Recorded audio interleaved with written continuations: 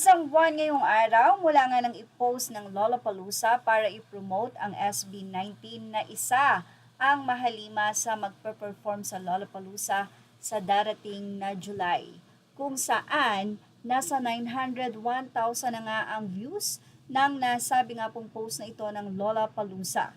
Kaya naman ang mga 18 sobrang happy dahil konting-konti na nga lang ay magwa 1 million na ito sa loob lamang ng isang buwan ngayong araw dahil pinost po ng Lollapalooza ang SB19 sa kanilang Facebook page noong March 28.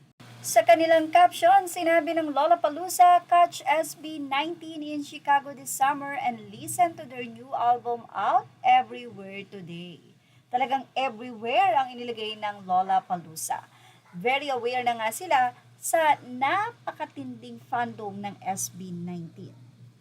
Samantala, dahil nga grabe ang fandom ng SB19, kaya naman lahat ng kanilang sinusuportahan ay sinusuportahan din ng kanilang fans. Katulad na lamang ng Sonara na hindi pa nga talaga sila expose, sobra na ang tindi ng kanilang ngayon ay pangalan. Sa naging Facebook post ni biniblog ko, ang lakas naman ng Sonara. Kaninong management ba sila? Haha.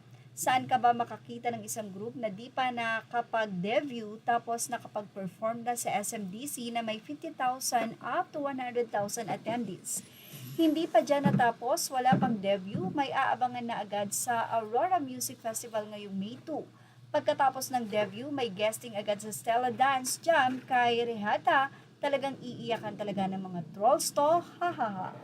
Samantala, mukhang latest nga ang update na ito. Ayon sa comment section, sino ba ang mga taong ito na nasa paligid ng SB19 o yung katabi ni Pablo?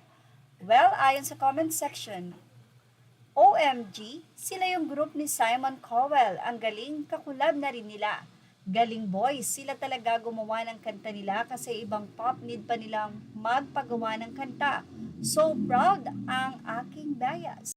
Well, wala pang malinaw na update kung ito po ba ay latest, pero mukhang isa ito sa sinasabi na collaboration sa mga international. Pero bakit tila kanta ng SB19 ang kakantahin at nagiging coach pa itong si Coach Pablo? Iyan na po ang ating aabangan, kaya na po tumutok lang sa ating update. Images or all credit to the rightful owners. Thank you for watching. Please like, share, and subscribe.